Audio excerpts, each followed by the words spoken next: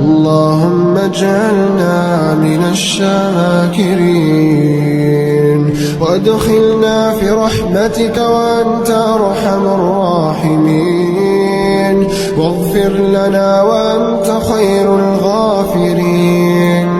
اللهم يا مسبب الأسباب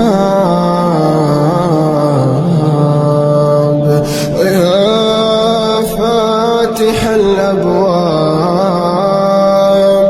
ويا سامع الأصوات يا مجيب الدعوات يا قاضي الحاجات يا غافر الزلات.